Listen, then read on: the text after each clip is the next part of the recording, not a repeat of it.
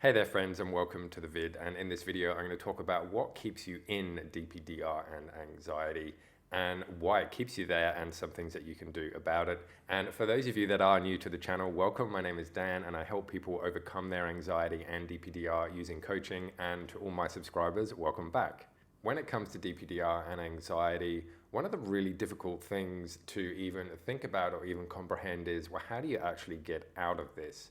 And a way that you can actually look at that and sort of flip it around is by thinking, well, what's actually keeping you in this? And the reason that I mentioned that is because often people will just say things like, I wish this was gone, I want this to be gone. And that's totally understandable. And that's exactly where I was as well when I was going through my recovery at the beginning. Now, the only sort of thing about this wishing and wanting is that it doesn't really promote any type of action. And the thing that's going to get you out of this is action. It's actually doing stuff. And I'll get on to what type of stuff you can do in a tick. But think about this. Don't even think about anxiety or DPDR at all. So for example, let's say that you want to learn something new. Say it's a new language or a new skill or coding or whatever. And you sit there and you go, oh man, I just wish I could speak this language, or I just really want to know how to do this. But you don't actually do anything to progress that. How effective do you think that's going to be? And the answer to that is it's not going to be effective at all. So if you do want to learn something new and you do want to learn a new skill, then you actually have to take action. You actually have to do the stuff to learn it. And that's totally fine, because that's what learning a new skill is. And when it comes to recovery, it's exactly the same thing. There are lots of new skills that you have to learn.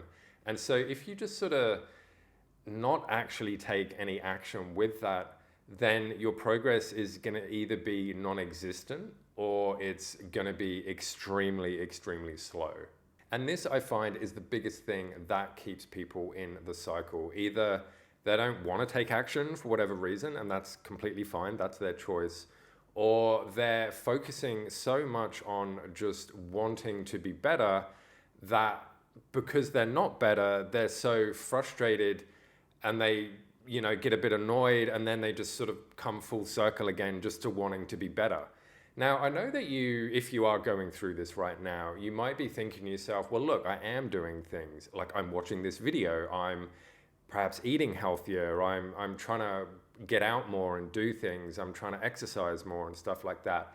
And that all is completely amazing, and total congrats and kudos for you for doing that. I mean, it does take a lot of strength and a lot of courage and a lot of bravery to be able to do these things when you are in the midst of a panic attack or feeling anxious or horrible DPDR. So I do applaud you for that. But what I'd like you to ask yourself right now is that, is this the most effective thing you can do? Or is this the thing which is going to allow you to make some significant type of progress? So that's really what I'd like you to consider right now when it comes to you, is what actions are you taking?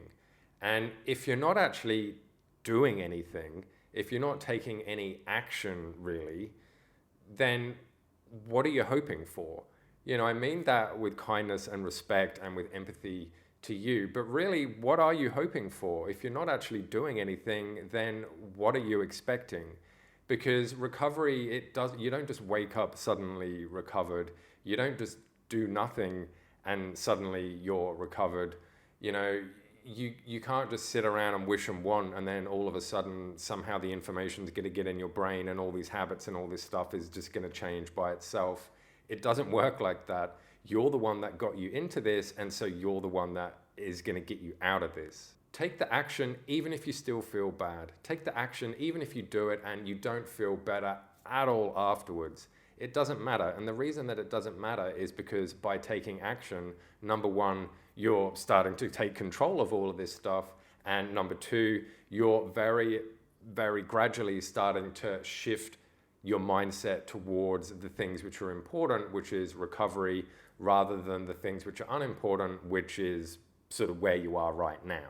And so that's what you can do, my friends. You can take action. And so with that, my friends, I really hope this video has been useful to you and you've gotten something out of it. If you want to have a chat with me about how I can help you get through this, you can book a free discovery call. It's completely and utterly free. And in that call, we can have a chat about what you're going through, what you want in the future, some of the struggles that you're going through, and everything that's involved with recovery. The link for that is down in the description and a pinned comment, so go and book a call if you want to do that. So my friends, you all have an amazing day, and I'll see you in the next video. Bye.